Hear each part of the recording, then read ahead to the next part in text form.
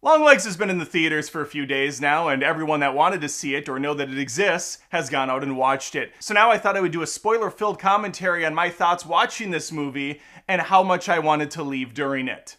Let's begin.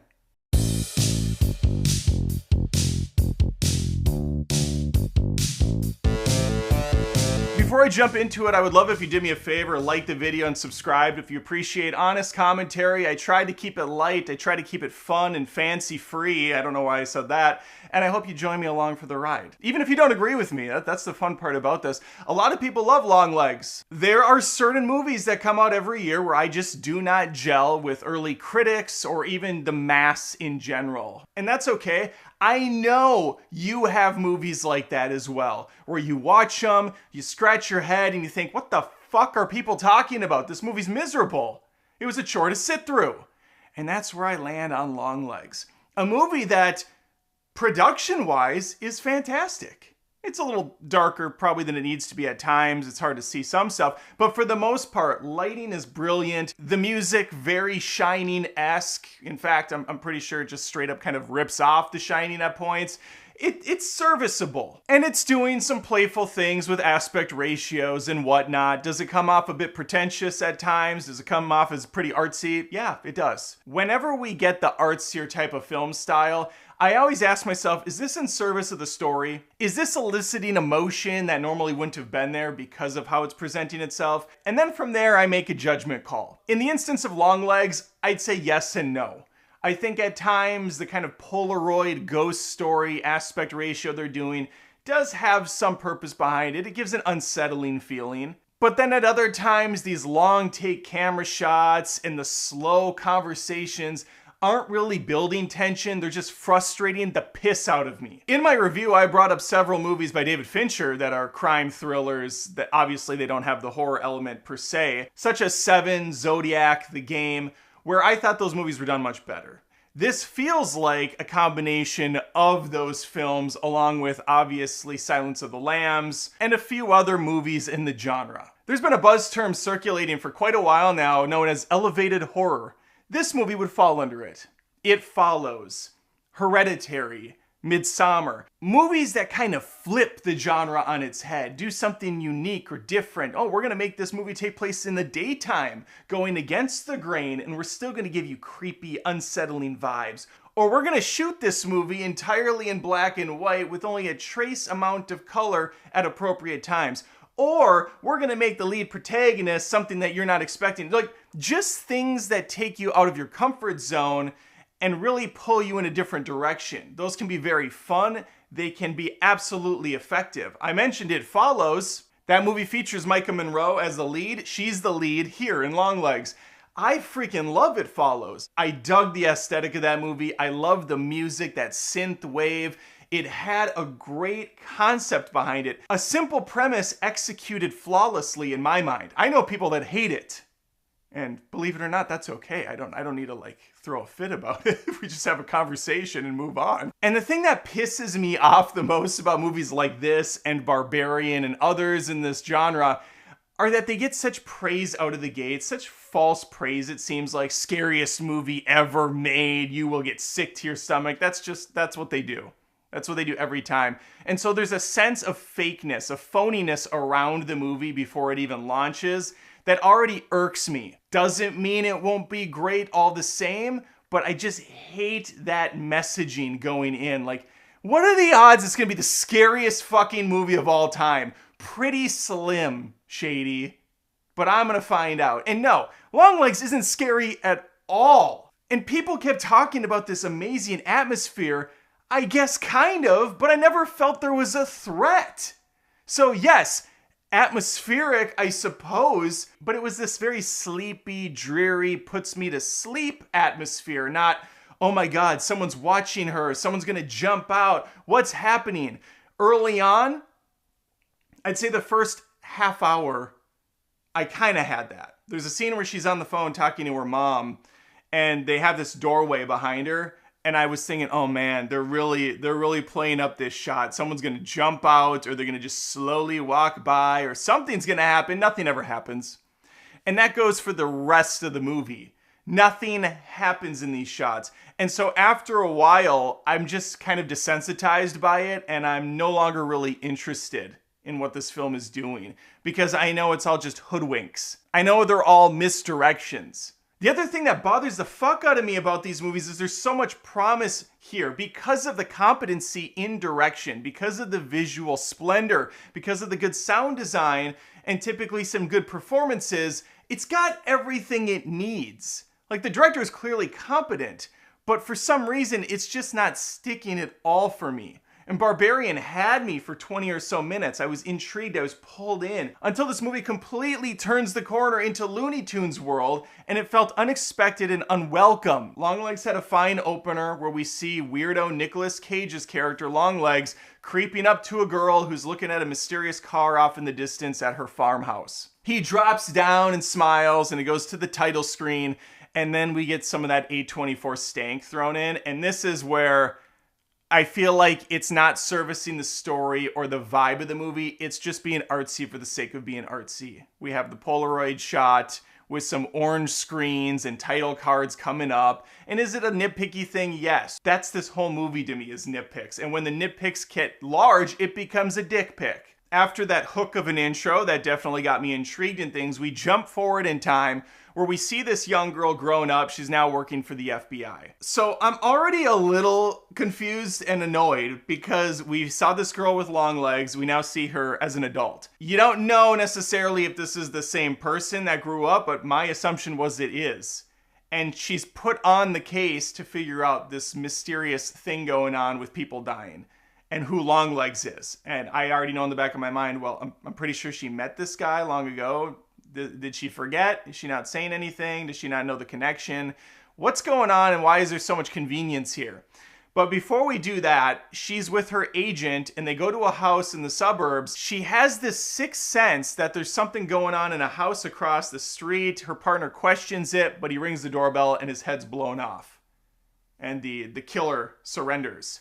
What was the point of that scene? I'm not sure there's a connection to anything else outside of they wanted to showcase that Agent Lee Harker has a bit of a special ability where she knows where danger is, lurking around the corners. Okay, is that going to play into a bigger narrative down the road? Not really. She's going to be working under the tutelage of Agent Carter. He pulls her in, and they're going to try to investigate what's going on with a series of murders, a string of murders that's been taking place over years. Under the tutelage of Agent Carter, she's going to be working closely with him to figure out what is going on with all these mysterious murders that have been happening over the years, where someone in the household loses their mind and kills the other members in a very violent, grotesque way. I love a good thriller, and I like the premise of this movie. What I don't like is it felt like a cop-out at the end. It's building up kind of this realistic play-out where, okay, she's gonna figure it out, she's smart, she's got these weird quirks, has Asperger's or some shit, she doesn't know how to talk to people.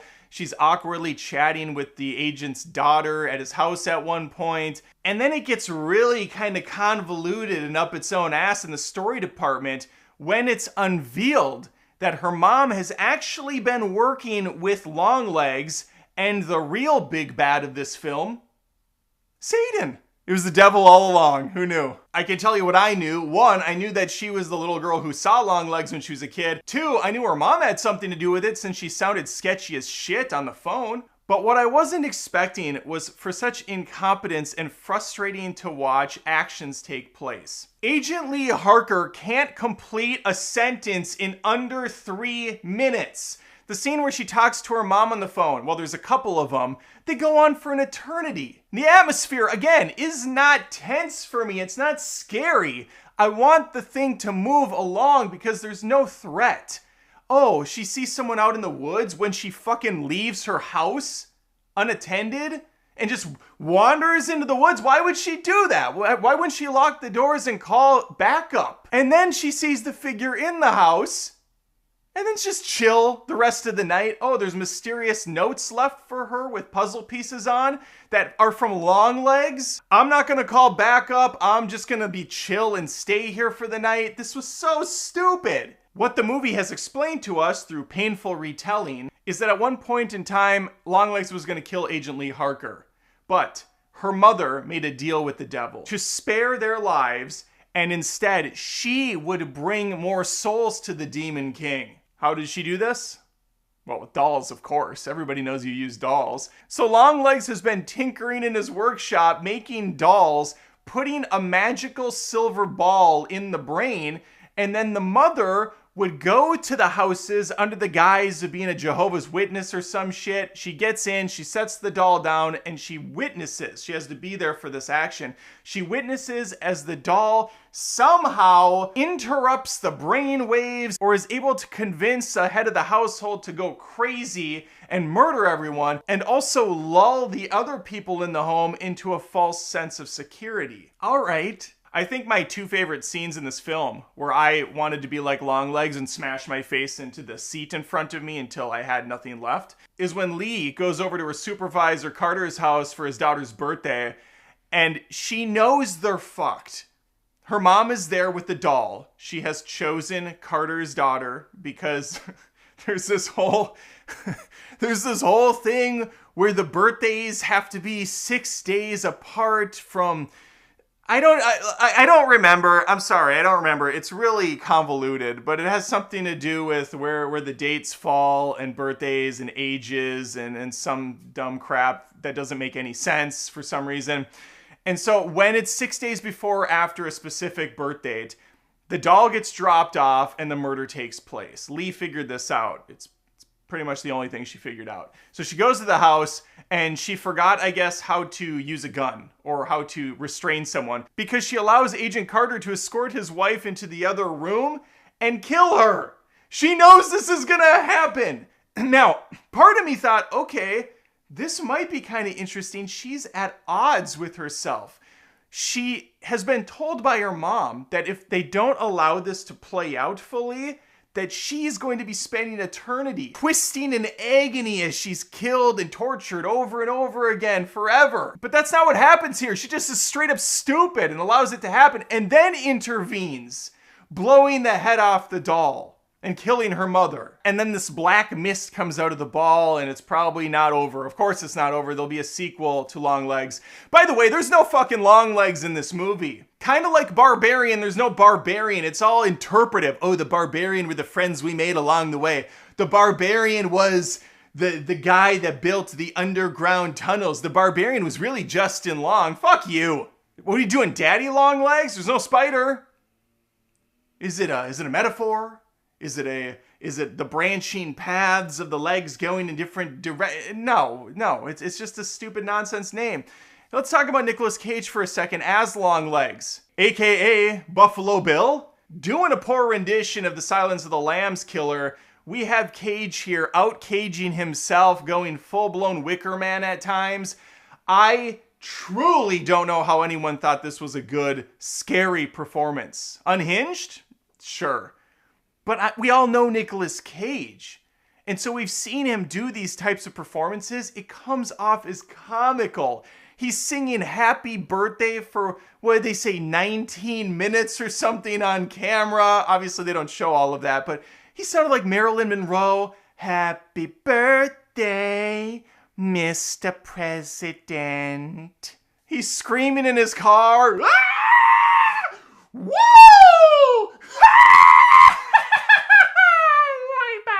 I know I'm all over this place, but the movie's all over the place. It's so many different things jammed together instead of being a story you can actually kind of follow. That's why It Follows was so solid. It had a basic premise and it ran with it. That's why Seven is such a great thriller. Oh, there's a murderer redoing the 7 deadly sins and he's acting them out because he's psychotic. That's easy to follow, and it makes that tension feel real. But when you have a movie like this, where you're not sure what's actually happening at any given time, I don't understand why I'm even following Longlegs around at all the few times that we did. That didn't really seem to add anything to the character or the plot. What the hell's the point? Oh, I almost forgot the other part I absolutely hated, and that was when Lee was at her mom's place. She was escorted there by a fellow FBI agent, and this woman goes, "I'll stay in the car." Why? Oh, I know, so you can die. It was so clear. As soon as she said, I'll stay in the car, that basically said, I'm going to die in about 2 minutes. And she did. The mom comes out, blows her away with the shotgun. Lee witnesses out the window upstairs. Lee, also with a gun, could either knock out the window and shoot the woman, or she could quickly run down the stairs and shoot from a distance. But instead of trying to sneak up and get the jump on this woman or whatever, she opts to, I guess, have a cup of coffee, let the mom get away. She waits an eternity to go after her and meet up with her down the road. It was so silly. But again, that's the whole movie. It's in slow motion. And that, paired with the fact that everything is so emotionless throughout. Longlegs is the only character that has any sort of personality. The main characters are just there. They're like NPCs moving through the scenes. And last thing I'm gonna say about this film is Lee really needs to work on her stamina. Anytime she's doing anything, it's I know she was scared. It wasn't because she was out of shape. She was just in an intense moment. It's okay. I'm just joking. I found it a little annoying was all. It was a little too heavy on the breathing. Well, there you have it. My more concrete thoughts on Longlegs and why it just did not work for me. I was frustrated. I was sitting there just waiting for things to move a bit quicker. And if it was going to be slowly paced, as it clearly was, I have to have some sense of direction for this movie. I need things to kind of come together.